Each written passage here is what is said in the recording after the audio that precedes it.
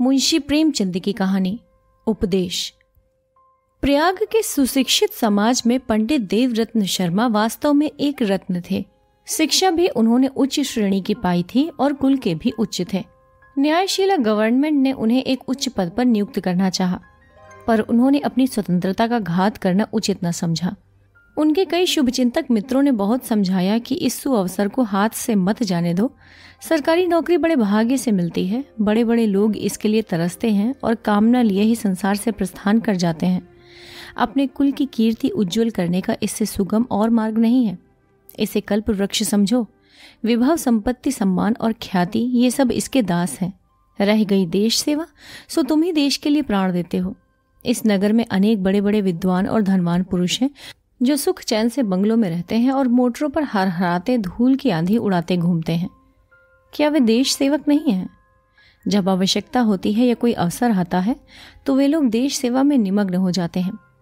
अभी जब म्यूनिसिपल चुनाव का झगड़ा छिड़ा तो मेयो हॉल के हाथे में मोटरों का तांता लगा हुआ था।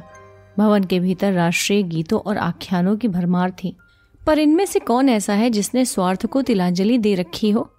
संसार का नियम है कि पहले घर में दिया जलाकर तब मस्जिद में जलाया जाता है। सच्ची बात तो यह है कि ये जातीयता की चर्चा कुछ कॉलेज के विद्यार्थियों को ही शोभा देती है। जब संसार में प्रवेश हुआ तो कहाँ की जाति और कहाँ की जातीय चर्चा। संसार की यही रीति है। फिर तुम्ही को काजी बनने की क्या जरूरत?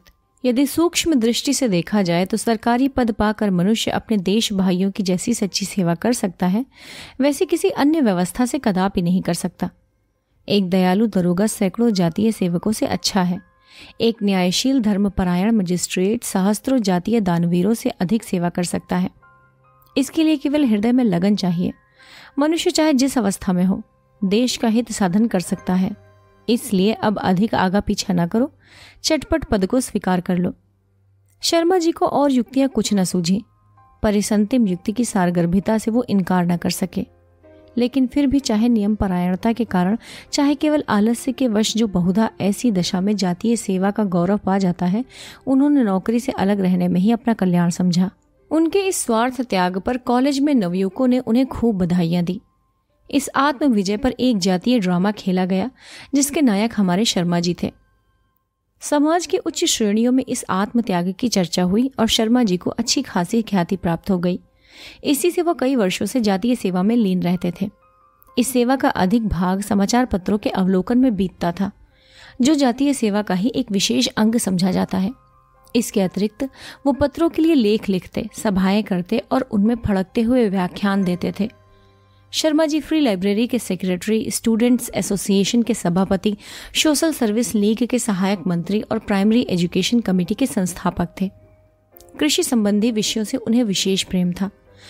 पत्रों में जहां कहीं नई खाद या किसी नवीन आविष्कार का वर्णन देखते, तत्काल उस पर लाल पेंसिल से निशान कर देते और अपने लेखों में उसकी चर्चा करते थे।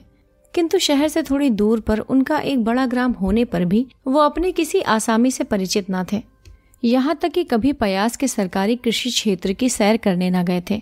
उसी मोहल्ले में एक लाला बाबूलाल रहते थे। वो एक वकील के मुहर्रिर थे। थोड़ी सी उर्दू हिंदी जानते थे और उसी से अपना काम भली भांति चला लेते थे। सूरत शक्ल के कुछ सुंदर ना थे। उस शक्ल पर मऊ के चारखाने की लंबी अचकन और भी शोभा देती थी। जूता भी देशी पहनते थे। यद्यपि कभी कभी वे कड़वे तेज से उसकी सेवा किया करते थे, पर वो नीच स्वभाव के अनुसार उन्हें काटने से न चूकता था। बेचारे को साल के 6 महीने पैरों में मलहम लगानी पड़ती। बहुधा नंगे पांव कचहरी जाते, पर कंजूस कहलाने के भय से जूतों को हाथ में ले जाते। जिस ग्राम में शर्मा जी की जमींदारी थी उसमें कुछ थोड़ा सा हिस्सा उनका भी था। इस नाते से कभी कभी उनके पास आया करते थे। हाँ, तातील के दिनों में गांव चले जाते।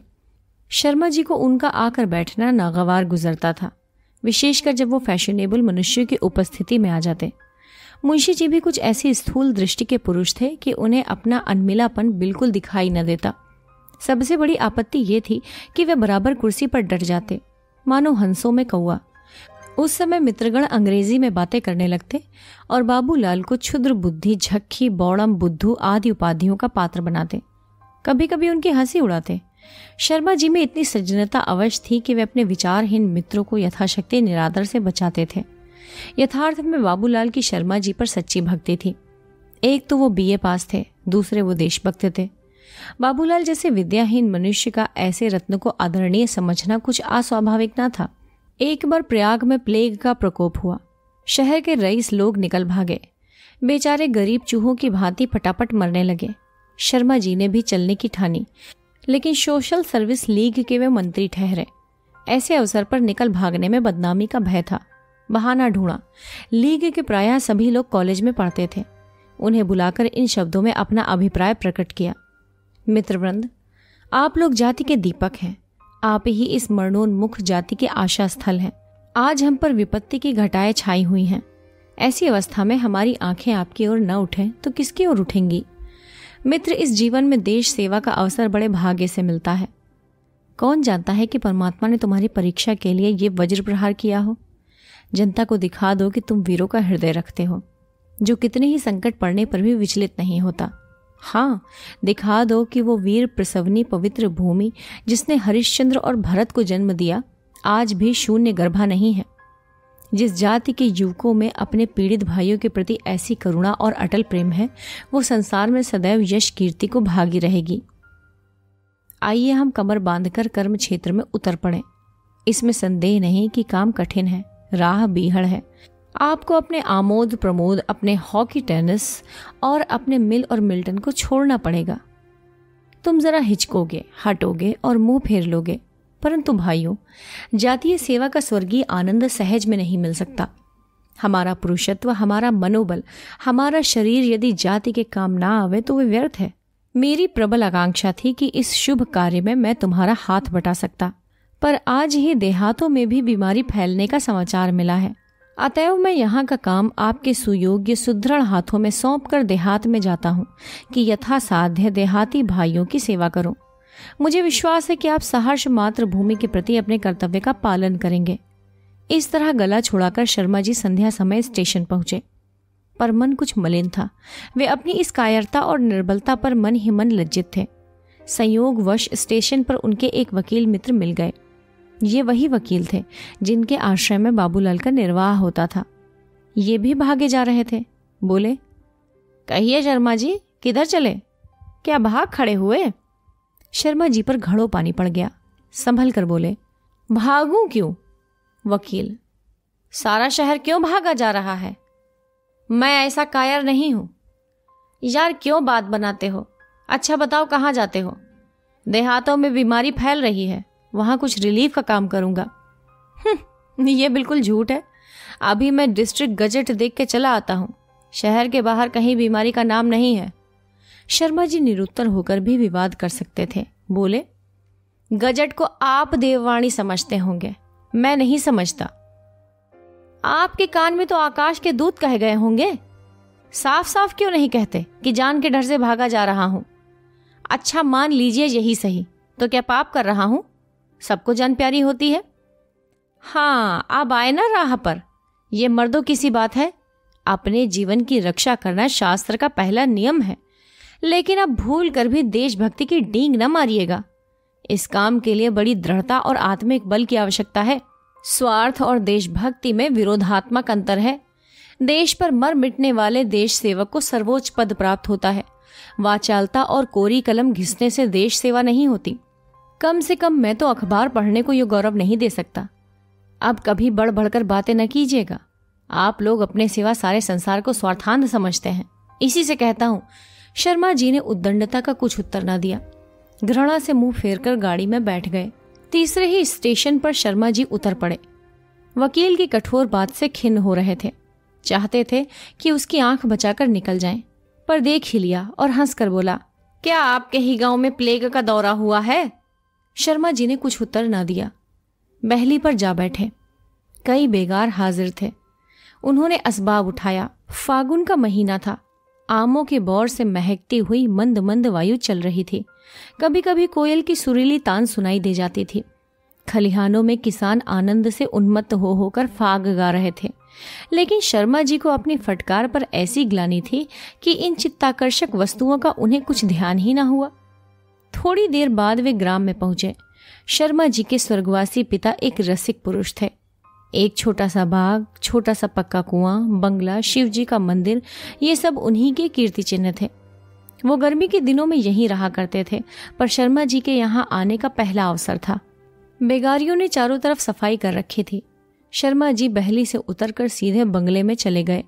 सैकड़ों आसामी दर्शन करने आए थे, पर वो उनसे कुछ ना बोले। घड़ी रात जाते जाते शर्मा जी के नौकर टमटम लिए आ पहुंचे। कहार, साइस और रसोईया महाराज तीनों ने आसामियों को इस दृष्टि से देखा मानो वो उनके नौकर हैं। साइस ने एक मोटे ताजे किसान से कहा, घोड़े को खोल दो। किसान बेचारा डरता डरता घोड़े के निकट गया। घोड़े ने अनजान आदमी को देखते ही तेवर बदलकर कनौतियां खड़ी की। किसान डरकर लौट आया। तब साइस ने उसे ढकेल कर कहा, बस निरे बछिया के ताऊ ही हो, हल जोतने से क्या अक्ल भी चली जाती है? ये लो घोड़ा टहलाओ, मुंह क्या बनाते हो? कोई सिन्न है कि खा जाएगा? किसान ने भय से कांपते हुए रस्सी पकड़ी। उसका घबराया हुआ मुख देखकर हंसी आती थी। पग पग पर घोड़े को चौकन्नी दृष्टि से देखता, मानो वो कोई पुलिस का सिपाही है। रसोई बनाने वाले महाराज एक चारपाई पर लेटे हुए थे। कड़क कर बोले, अरे नौआ कहाँ है? चल पानी वानी ला, हाथ पैर धो दे। कहार ने कहा, अरे किसी के पास जरा सुरती चूना हो तो दे देना, बहुत देर से तमाकू नहीं खाई। मुख्तार साहब ने इन मेहमानों की दावत का प्रबंध किया। साइस और कहार के लिए पूरियां बनने लगी। महाराज को सामान दिया गया। मुख्तार साहब इशारे पर दौड़ते थे और दीन किसानों की तो पूछना ही क्या, वे तो बिना दामों के गुलाम थे। सच्चे स्वतंत्र लोग इस समय सेवकों के सेवक बने हुए थे। कई दिन बीत गए। शर्मा जी अपने बंगले में बैठे पत्र और पुस्तकें पढ़ा करते थे। रस्किन के कथनानुसार राजाओं और महात्माओं के सत्संग का सुख लूटते थे। हॉलैंड के कृषि विधान, अमेरिकी शिल्पी वाणिज्य और जर्मनी की शिक्षा प्रणाली आदि गूढ़ विषयों पर चर्चा किया करते थे। गांव में ऐसा कौन था जिसके साथ बैठते? किसानों से बातचीत करने को उनका जी चाहता, पर जाने क्यों वे उजड़ अक्खड़ लोग उनसे दूर रहते। शर्मा जी का मस्तिष्क कृषि संबंधी ज्ञान का भंडार था। हॉलैंड और डेनमार्क की वैज्ञानिक खेती, उसकी उपज का परिणाम और वहां के कोऑपरेटिव बैंक आदि गहन विषय उनकी जिह्वा पर थे। पर इन गंवारों को क्या खबर? ये सब उन्हें झुककर पालागन अवश्य करते और कतरा कर निकल जाते, जैसे कोई मरकहे बैल से बचे। ये निश्चय करना कठिन है कि शर्मा जी की उनसे वार्तालाप करने की इच्छा का क्या रहस्य था। सच्ची सहानुभूति या अपनी सर्वज्ञता का प्रदर्शन? शर्मा जी की डाक शहर से लाने और ले जाने के लिए 2 आदमी प्रतिदिन भेजे जाते। वो लुई कूने की जल चिकित्सा के भक्त थे। मेवों का अधिक सेवन करते थे। एक आदमी इस काम के लिए भी दौड़ाया जाता था। शर्मा जी ने अपने मुख्तार से सख्त ताकीद कर दी थी कि किसी से मुफ्त काम न लिया जाए। तथापि शर्मा जी को यह देखकर आश्चर्य होता था कि कोई इन कामों के लिए प्रसन्नता से नहीं जाता। प्रतिदिन बारी बारी से आदमी भेजे जाते थे। वो इसे भी बेगार समझते थे। मुख्तार साहब को प्रायः कठोरता से काम लेना पड़ता था। शर्मा जी किसानों की इस शिथिलता को मुटमर्दी के सिवा और क्या समझते? कभी कभी वो स्वयं क्रोध से भरे हुए अपने शांति कुटीर से बाहर निकल आते और अपनी तीव्र वाक्य शक्ति का चमत्कार दिखाने लगते थे। शर्मा जी के घोड़े के लिए घास चारे का प्रबंध भी कुछ कम कष्टदायक न था। रोज संध्या समय डांट डपट और रोने चिल्लाने की आवाज उन्हें सुनाई देती थी। एक कोलाहल सा मच जाता था, पर वो इस संबंध में अपने मन को इस प्रकार समझा लेते थे कि घोड़ा भूखों नहीं मर सकता। घास का दाम दे दिया जाता है। यदि इस पर भी ये हाय हाय होती है तो हुआ करे। शर्मा जी को ये कभी नहीं सूझी कि जरा चमारों से पूछ लें कि घास का दाम मिलता है या नहीं। ये सब व्यवहार देख देख कर उन्हें अनुभव होता जाता था कि देहाती बड़े मुटमरद बदमाश हैं। इनके विषय में मुख्तार साहब जो कुछ कहते हैं वो यथार्थ है। पत्रों और व्याख्यानों में उनकी अवस्था पर व्यर्थ गुलगपाड़ा मचाया जाता है। ये लोग इसी बर्ताव के योग्य हैं जो इनकी दीनता और दरिद्रता का राग लापते हैं। वो सच्ची अवस्था से परिचित नहीं हैं। एक दिन शर्मा जी महात्माओं की संगति से उकताकर सैर को निकले। घूमते फिरते खलिहानों की तरफ निकल गए। वहां आम के वृक्ष के नीचे किसानों की गाढ़ी कमाई के सुनहरे ढेर लगे हुए थे। चारों ओर भूसे की आंधी सी उड़ रही थी। बैल अनाज का एक गाल खा लेते थे। ये सब उन्हीं की कमाई है। उनके मुंह में आज चाबी देना बड़ी कृतज्ञता है। गांव के बढ़ई, चमार, धोबी और कुम्हार अपना वार्षिक कर उगाहने के लिए जमा थे।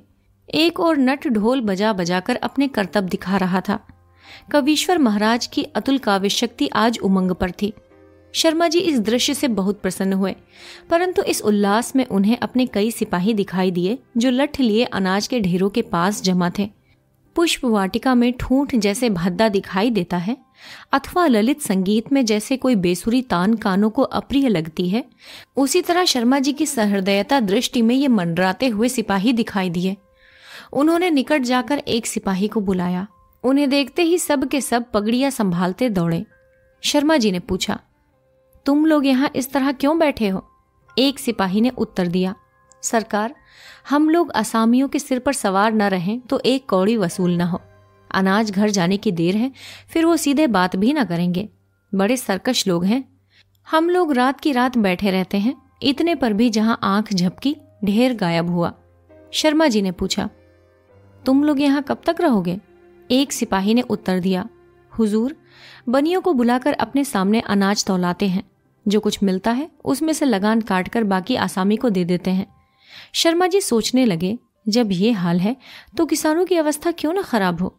ये बेचारे अपने धन के मालिक नहीं हैं, उसे अपने पास रखकर अच्छे अवसर पर नहीं बेच सकते। इस कष्ट का निवारण कैसे किया जाए? यदि मैं इस समय इनके साथ रियायत कर दूं तो लगान कैसे वसूल होगा? इस विषय पर विचार करते हुए वहां से चल दिए। सिपाहियों ने साथ चलना चाहा, पर उन्होंने मना कर दिया। भीड़ भाड़ में उन्हें उलझन होती थी। अकेले ही गांव में घूमने लगे। छोटा सा गांव था, पर सफाई का कहीं नामो निशान न था। चारों ओर से दुर्गंध उठ रही थी। किसी के दरवाजे पर गोबर सड़ रहा था तो कहीं कीचड़ और कूड़े का ढेर वायु को विषैला बना रहा था। घरों के पास ही घूर पर खाद के लिए गोबर फेंका हुआ था, जिससे गांव में गंदगी फैलने के साथ साथ खाद का सारा अंश धूप और हवा के साथ गायब हो जाता था। गांव के मकान और रास्ते बेसिलसिले, बेढंगे और टूटे फूटे थे। मोरियों से गंदे पानी के निकास का कोई प्रबंध न होने की वजह से दुर्गंध से दम घुटता था। शर्मा जी ने नाक पर रुमाल लगा ली। सांस रोककर तेजी से चलने लगे। बहुत जी घबराया तो दौड़ते और हाँफते हुए एक सघन नीम के वृक्ष की छाया में आकर खड़े हो गए। अभी अच्छी तरह सांस भी न लेने पाए थे कि बाबूलाल ने आकर पालागन किया और पूछा, क्या कोई सांड था? शर्मा जी सांस खींच कर बोले, सांड से अधिक भयंकर विषैली हवा थी। ओह, ये लोग ऐसी गंदगी में रहते हैं? बाबूलाल, रहते क्या हैं? किसी तरह जीवन के दिन पूरे करते हैं।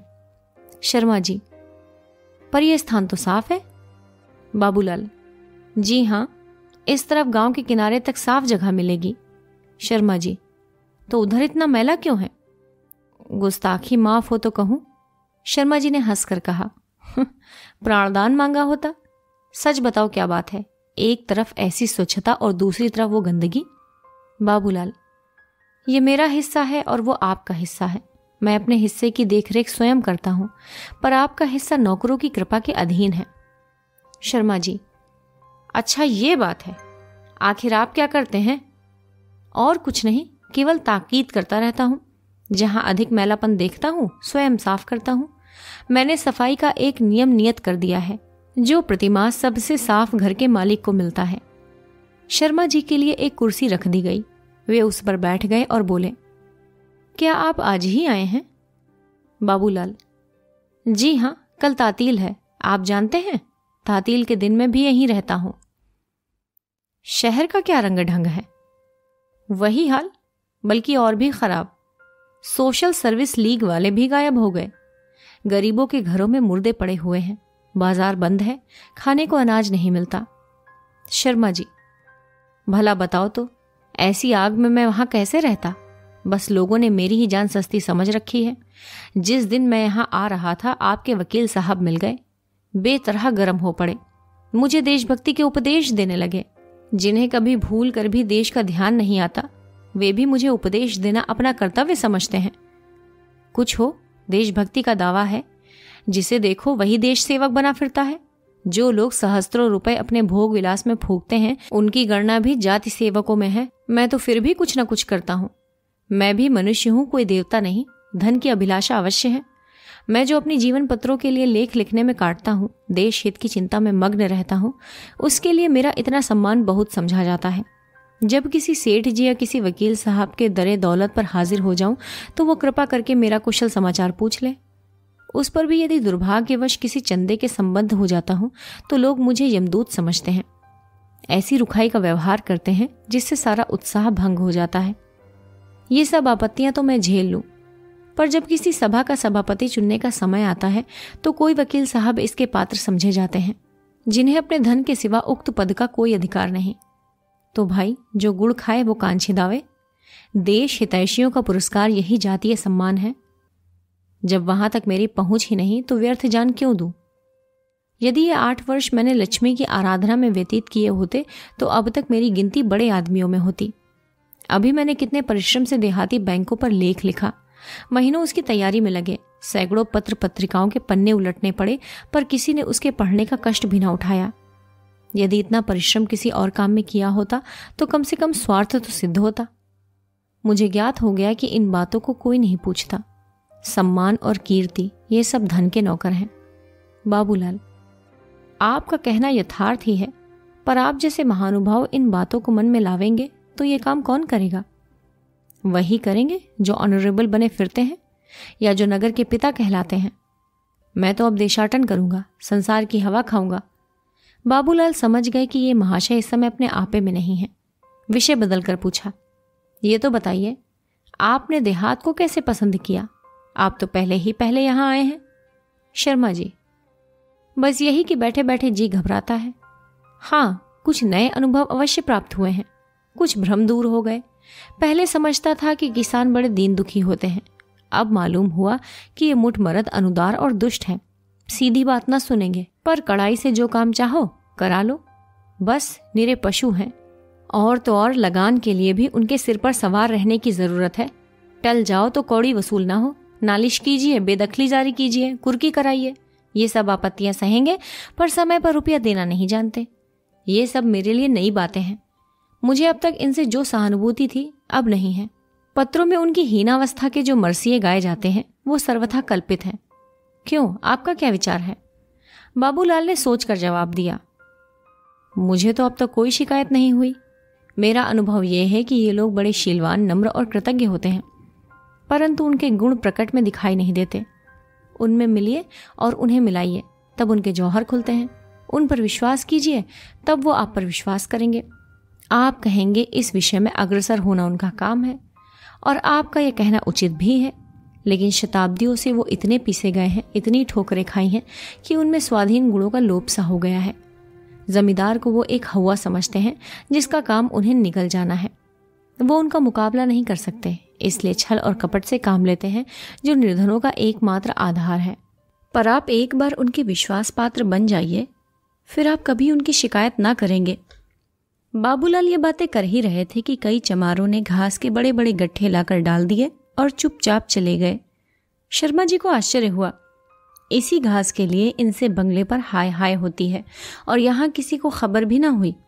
बोले, आखिर अपना विश्वास जमाने का कोई उपाय भी है? बाबूलाल ने उत्तर दिया, आप स्वयं बुद्धिमान हैं। आपके सामने मेरा मुंह खोलना धृष्टता है। मैं इसका एक ही उपाय जानता हूं। उन्हें किसी कष्ट में देखकर उनकी मदद कीजिए।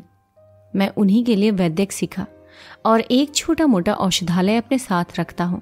रुपये मांगते हैं तो रुपया, अनाज मांगते हैं तो अनाज देता हूँ, पर सूद नहीं लेता। इससे मुझे ग्लानि नहीं होती। दूसरे रूप में सूद से अधिक मिल जाता है। गांव में 2 अंधी स्त्रियां और 2 अनाथ लड़कियां हैं। उनके निर्वाह का प्रबंध कर दिया गया है। होता सब उन्हीं की कमाई से है, पर नेकनामी मेरी होती है। इतने में कई आसामी आए और बोले, भैया पोत ले लो। शर्मा जी ने सोचा, इसी लगान के लिए मेरे चपरासी खलिहान में चारपाई डालकर सोते हैं और किसानों को अनाज के ढेर के पास फटकने नहीं देते, और यही लगान यहाँ इस तरह आप से आप चला आता है। बोले, ये सब तो तभी हो सकता है जब जमींदार गांव में रहें। बाबूलाल ने उत्तर दिया, जी हाँ, और क्यों। जमींदार के गांव में न रहने से इन किसानों को बड़ी हानि होती है। कारिंदों और नौकरों से ये आशा करनी भूल है कि वो इनके साथ अच्छा बर्ताव करेंगे, क्योंकि उनको तो अपना उल्लू सीधा करने से काम रहता है। जो किसान उनकी मुट्ठी गर्म करते हैं, उन्हें मालिक के सामने सीधा, और जो कुछ नहीं देते उन्हें बदमाश और सरकश बतलाते हैं। किसानों को बात बात के लिए चूसते हैं। किसान छान छवाना चाहे तो उन्हें दे, दरवाजे पर एक खूंटा तक गाड़ना चाहे तो उन्हें पूजे। एक छप्पर उठाने के लिए 10 रुपए जमींदार को नजराना दे तो 2 रुपए मुंशी जी को जरूर ही देने होंगे। कारिंदों को घी दूध मुफ्त खिलावे, कहीं कहीं तो चावल गेहूं तक मुफ्त हजम कर जाते हैं। जमींदार तो किसान को चूसते हैं ही, कारिंदे भी कम नहीं चूसते। जमींदार 3 पाव के भाव में रुपए का सेर भर घी ले तो मुंशी जी को अपने घर अपने साले बहनोइयों के लिए 18 छटाक चाहिए ही। तनिक तनिक सी बात के लिए डांड और जुर्माना देते देते किसानों के नाक में दम हो जाता है। आप जानते हैं, इसी से और कहीं की 30 रुपए की नौकरी छोड़कर जमींदारों की कारिंदागिरी लोग 8 रुपए 10 रुपए में स्वीकार कर लेते हैं, क्योंकि 8 रुपए 10 रुपए का कारिंदा साल में 800 रुपए 1000 रुपए से ऊपर कमाता है। खेद तो ये है कि जमींदार लोगों में शिक्षा की उन्नति के साथ साथ शहर में रहने की प्रथा दिनों दिन बढ़ती जा रही है। मालूम नहीं आगे चलकर इन बेचारों की क्या गति होगी। शर्मा जी को बाबूलाल की बातें विचारपूर्ण मालूम हुई, पर वो सुशिक्षित मनुष्य थे। किसी बात को चाहे वो कितनी ही यथार्थ क्यों न हो, बिना तर्क के ग्रहण नहीं कर सकते थे। बाबूलाल को वो सामान्य बुद्धि का आदमी समझते आए थे। इस भाव में एकाएक परिवर्तन हो जाना असंभव था। इतना ही नहीं, इन बातों का उल्टा प्रभाव ये हुआ कि बाबूलाल से चिढ़ गए। उन्हें ऐसा प्रतीत हुआ कि बाबूलाल अपने सुप्रबंध के अभिमान में मुझे तुच्छ समझता है, मुझे ज्ञान सिखाने की चेष्टा करता है। जो सदैव दूसरों को सद्ज्ञान सिखाने और सम्मान दिखाने का यत्न करता हो, वो बाबूलाल जैसे आदमी के सामने सिर कैसे झुकाता। अतएव जब यहाँ से चले तो शर्मा जी की तर्क शक्ति बाबूलाल की बातों की आलोचना कर रही थी। मैं गांव में क्यों कर रहूं? क्या जीवन की सारी अभिलाषाओं पर पानी फेर दूं? गवारों के साथ बैठे बैठे गप्पे लड़ाया करूं? घड़ी आध घड़ी मनोरंजन के लिए उनसे बातचीत करना संभव है, पर यह मेरे लिए असह्य है कि वो 8 पहर मेरे सिर पर सवार रहे। मुझे तो उन्माद हो जाए। माना कि उनकी रक्षा करना मेरा कर्तव्य है, पर यह कदापि नहीं हो सकता कि उनके लिए मैं अपना जीवन नष्ट कर दूं। बाबूलाल बन जाने की क्षमता मुझ में नहीं है, जिससे बेचारे इस गांव की सीमा के बाहर नहीं जा सकते। मुझे संसार में बहुत काम करना है, बहुत नाम करना है। ग्राम्य जीवन मेरे लिए अनुकूल ही नहीं, प्राणघातक भी है। यही सोचते हुए वो बंगले पर पहुंचे तो क्या देखते हैं कि कई कांस्टेबल कमरे के बरामदे में लेटे हुए हैं। मुख्तार साहब शर्मा जी को देखते ही आगे बढ़कर बोले, हुजूर, बड़े दरोगा जी छोटे दरोगा जी के साथ आए हैं। मैंने उनके लिए पलंग कमरे में ही बिछवा दिए हैं। ये लोग जब इधर आ जाते हैं तो ठहरा करते हैं। देहात में इनके योग्य स्थान और कहाँ है? अब मैं इनसे कैसे कहता कि कमरा खाली नहीं है, हुजूर का पलंग ऊपर बिछा दिया है। शर्मा जी अपने अन्य देश हित चिंतक भाइयों की भांति पुलिस के घोर विरोधी थे। पुलिस वालों के अत्याचार के कारण उन्हें बड़ी घृणा की दृष्टि से देखते थे। उनका सिद्धांत था कि यदि पुलिस का कोई आदमी प्यास से भी मर जाए तो उसे पानी न देना चाहिए। अपने कारिंदे से ये समाचार सुनते ही उनके शरीर में आग सी लग गई। कारिंदे की ओर लाल आंखों से देखा और लपककर कमरे की ओर चले गए कि बेईमानों का बुरिया बंधना उठाकर फेंक दूं। मेरा घर ना हुआ कोई होटल हुआ। आकर डट गए। तेवर बदले हुए बरामदे में जा पहुंचे कि इतने में छोटे दरोगा बाबू कोकिला सिंह ने कमरे से निकलकर पालागन किया और हाथ बढ़ाकर बोले, अच्छी साइड से चला था कि आपके दर्शन हो गए। आप मुझे भूल तो न गए होंगे। ये महाशय 2 साल पहले सोशल सर्विस लीग के उत्साही सदस्य थे। इंटरमीडिएट फेल हो जाने के बाद पुलिस में दाखिल हो गए। शर्मा जी ने उन्हें देखते ही पहचान लिया। क्रोध शांत हो गया। मुस्कुराने की चेष्टा करके बोले, भूलना बड़े आदमियों का काम है। मैंने तो आपको दूर ही से पहचान लिया था। कहिए, इसी थाने में है क्या? कोकिला सिंह बोले, जी हाँ, आजकल यही हूँ। आइए आपको दरोगा जी से इंट्रोड्यूस करवा दूं। भीतर आराम कुर्सी पर लेटे दरोगा जुल्फिकार अली खां हुक्का पी रहे थे। बड़े डीलडॉल के मनुष्य थे। चेहरे से रौब टपकता था।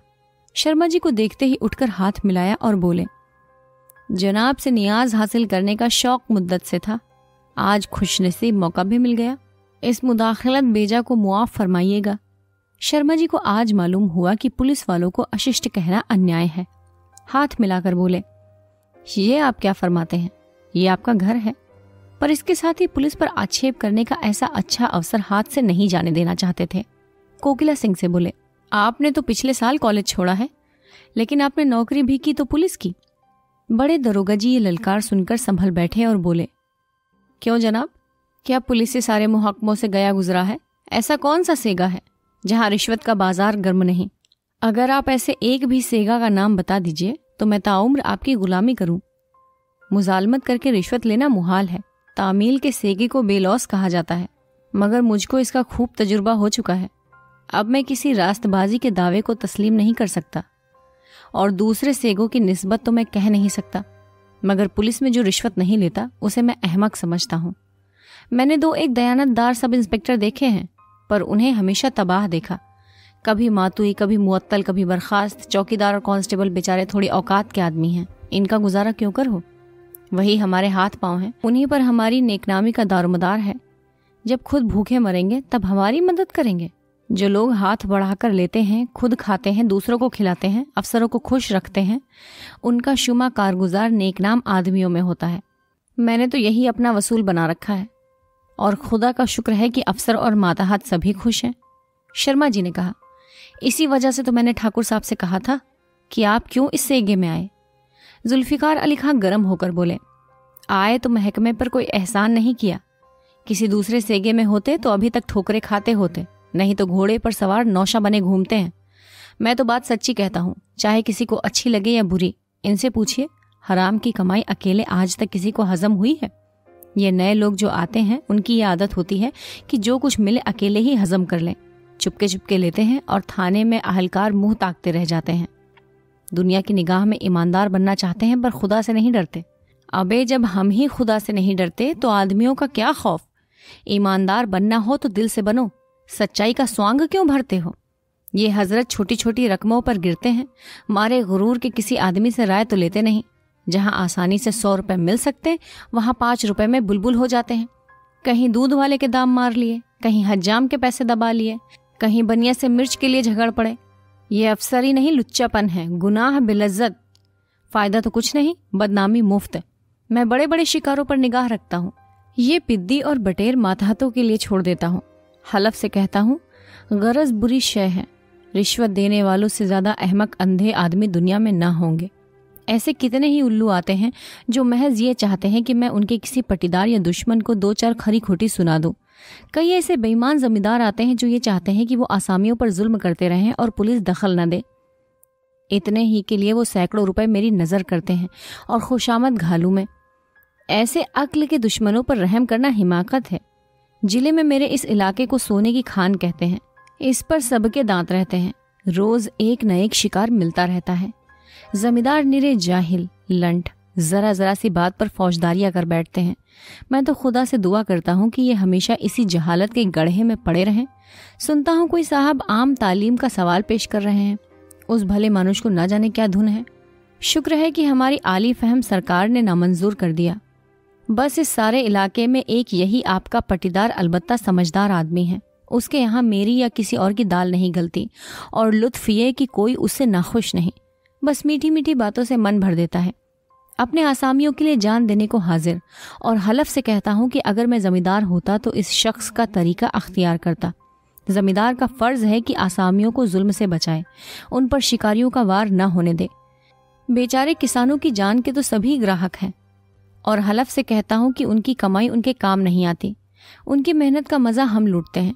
यूं तो जरूरत से मजबूर होकर इंसान क्या नहीं कर सकता, पर हक ये है कि इन बेचारों की हालत वाकई रहम के काबिल है और जो शख्स उनके लिए सीना सिपर हो सके उसके कदम चूमने चाहिए। मगर मेरे लिए तो वही आदमी सबसे अच्छा है जो शिकार में मेरी मदद करे। शर्मा जी ने इस बकवास को बड़े ध्यान से सुना। वो रसिक मनुष्य थे। इसकी मार्मिकता पर मुग्ध हो गए।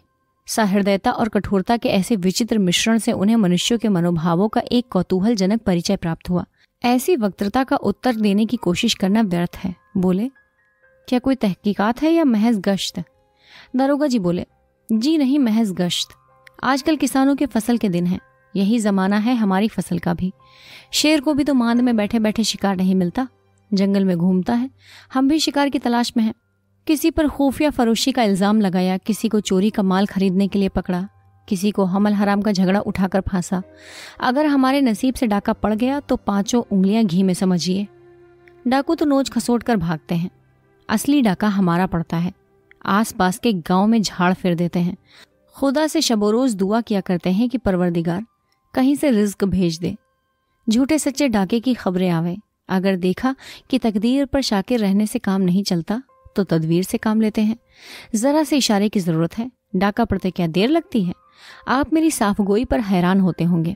अगर मैं अपने सारे हथकंडे बयान करूं तो आप यकीन न करेंगे, और ये लुत्फ कि मेरा शुमार जिले के निहायत होशियार, कारगुजार, दयानतदार सब इंस्पेक्टरों में है। फर्जी डाके डलवाता हूँ, फर्जी मुलजिम पकड़ता हूँ, मगर सजाएं असली दिलवाता हूँ। शहादतें ऐसी गढ़ता हूँ कि कौन ही बैरिस्टर का चचा क्यों ना हो, उनमें गिरफ्तार नहीं कर सकता। इतने में शहर से शर्मा जी की डाक आ गई। वे उठ खड़े हुए और बोले, दरोगा जी, आपकी बातें बड़ी मजेदार होती हैं। अब इजाजत दीजिए, डाक आ गई है, जरा उसे देखना है। चांदनी रात थी। शर्मा जी खुली छत पर लेटे हुए एक समाचार पत्र पढ़ने में मग्न थे। अकस्मात कुछ शोरगुल सुनकर नीचे की तरफ झांका तो क्या देखते हैं कि गांव के चारों तरफ से कांस्टेबल के साथ किसान चले आ रहे हैं। बहुत से आदमी खलिहान की तरफ से बड़बड़ाते आते हैं। बीच बीच में सिपाहियों की डांट फटकार की आवाजें भी कान में आती हैं। ये सब आदमी बंगले के सामने सहन में बैठते जाते हैं। कहीं कहीं स्त्रियों का आर्तनाद भी सुनाई देता है। शर्मा जी हैरान थे कि मामला क्या है। इतने में दरोगा जी की भयंकर गरज सुनाई दी, हम एक न मानेंगे, सब लोगों को थाने चलना होगा। फिर सन्नाटा हो गया। मालूम होता था कि आदमियों में कानाफूसी हो रही है। बीच बीच में मुख्तार साहब और सिपाहियों के हृदय विदारक शब्द आकाश में गूंज उठते। फिर ऐसा जान पड़ा कि किसी पर मार पड़ रही है। शर्मा जी से अब ना रहा गया। वो सीढ़ियों के द्वार पर आए। कमरे में झांक कर देखा, मेज पर रुपए गिने जा रहे थे। दरोगा जी ने फरमाया, इतने बड़े गांव में सिर्फ यही? मुख्तार साहब ने उत्तर दिया, अभी घबराइए नहीं, अब की मुखियों की खबर ली जाए, रुपयों का ढेर लग जाता है। ये कहकर मुख्तार ने कई किसानों को पुकारा, पर कोई ना बोला। तब दरोगा जी का गगन भेदी नाद सुनाई दिया, ये लोग सीधे ना मानेंगे, मुखिया को पकड़ लाओ, हथकड़ियां भर दो, एक एक को डामुल भिजवाऊंगा। ये नादिर शाही हुक्म पाते ही कांस्टेबलों का दल उन आसामियों पर टूट पड़ा। ढोल सी बजने लगी। क्रंदन ध्वनि से आकाश गूंज उठा। शर्मा जी का रक्त खौल रहा था। उन्होंने सदैव न्याय और सत्य की सेवा की थी। अन्याय और निर्दयता का यह करुणात्मक अभिमान उनके लिए असह्य था। अचानक किसी ने कहा, दोहाई सरकार की, मुख्तार साहब हम लोगन का हक नाहक मरवाए डारत हैं। शर्मा जी क्रोध से कांपते हुए धम धम कोठे से उतर पड़े। ये दृढ़ संकल्प कर दिया कि मुख्तार साहब को मारे हंटर के गिरा दूं, पर जन सेवा में मनोवेगों को दबाने की बड़ी प्रबल शक्ति होती है। रास्ते में ही संभल गए। मुख्तार को बुलाकर कहा, मुंशी जी, आपने ये क्या गुलगपाड़ा मचा रखा है? मुख्तार ने उत्तर दिया, हुजूर, दरोगा जी ने इन्हें एक डाके की तहकीकात में तलब किया है। जी हाँ, इस तहकीकात का अर्थ मैं खूब समझता हूँ।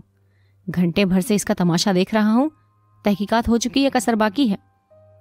हुजूर, दरोगा जी जाने, मुझे क्या मतलब? दरोगा जी बड़े चतुर पुरुष थे। मुख्तार साहब की बातों से उन्होंने साझा किया था कि शर्मा जी का स्वभाव भी अन्य जमींदारों के सदृश है, इसलिए वो बेखटके थे। पर इस समय उन्हें अपनी भूल ज्ञात हुई। शर्मा जी के तेवर देखे, नेत्रों से क्रोधाग्नि की ज्वाला निकल रही थी। शर्मा जी की शक्तिशालीनता से भली भांति परिचित थे। समीप आकर बोले, आपके इस मुख्तार ने मुझे धोखा दिया, वरना मैं हलफ से कहता हूं कि यहां ये आग न लगती। आप मेरे मित्र बाबू कोकिला सिंह के मित्र हैं और इस नाते से मैं आपको अपना मुरब्बी समझता हूं, पर इस नामर्दूद बदमाश ने मुझे बड़ा चकमा दिया। मैं भी ऐसा अहमक था कि इसके चक्कर में आ गया।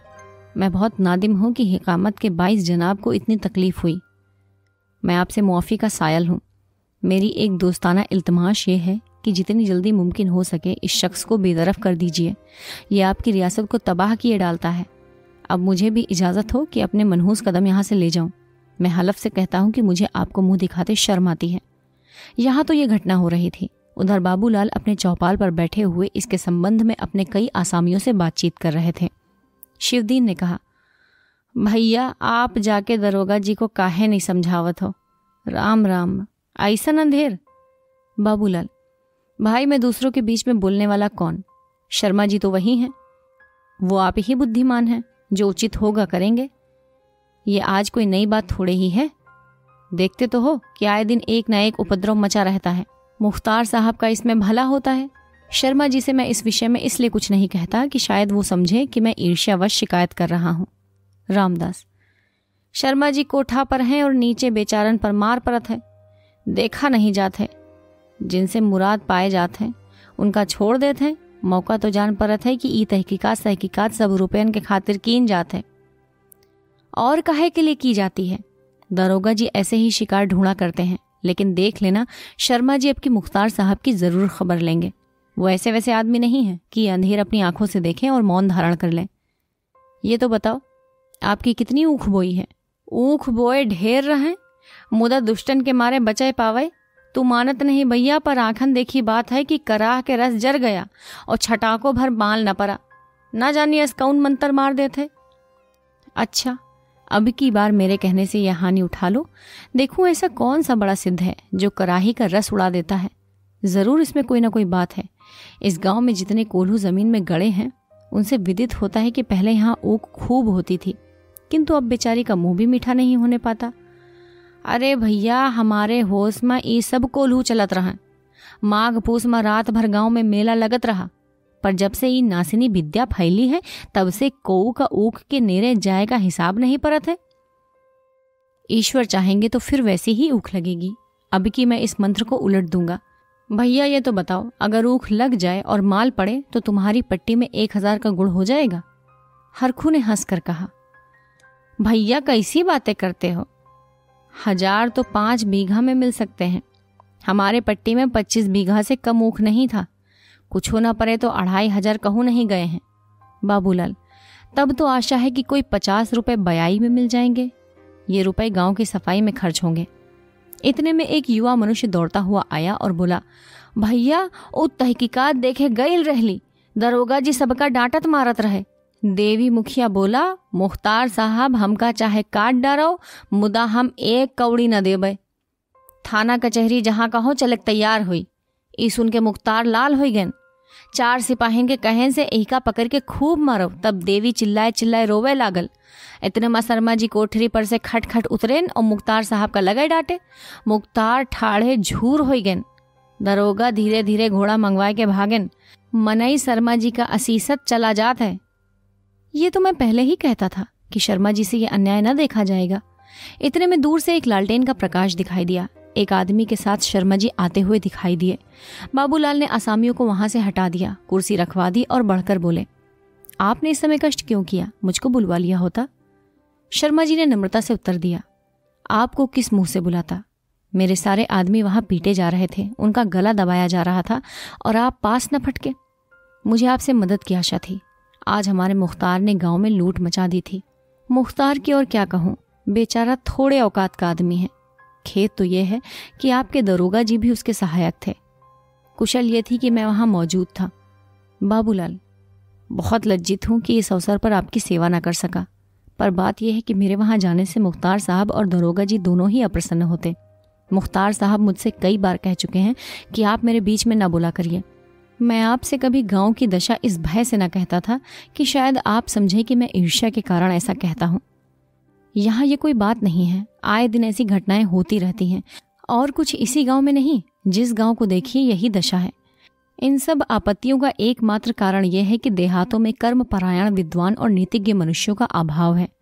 शहर के सुशिक्षित जमींदार जिनसे उपकार की बहुत कुछ आशा की जाती है, सारा काम कारिंदों पर छोड़ देते हैं। रहे देहात के जमींदार जो निरक्षर भट्टाचार्य हैं, अगर कुछ थोड़े बहुत पढ़े भी हैं तो अच्छी संगति न मिलने के कारण उनमें बुद्धि का विकास नहीं है। कानून के थोड़े से दफे सुना लिए हैं, बस उसी की रट लगाया करते हैं। मैं आपसे सत्य कहता हूँ, मुझे जरा भी खबर होती तो मैंने आपको सचेत कर दिया होता। शर्मा जी, खैर ये बला तो टली, पर मैं देखता हूँ कि इस ढंग से काम न चलेगा। अपने आसामियों को आज इस विपत्ति में देखकर मुझे बड़ा दुख हुआ।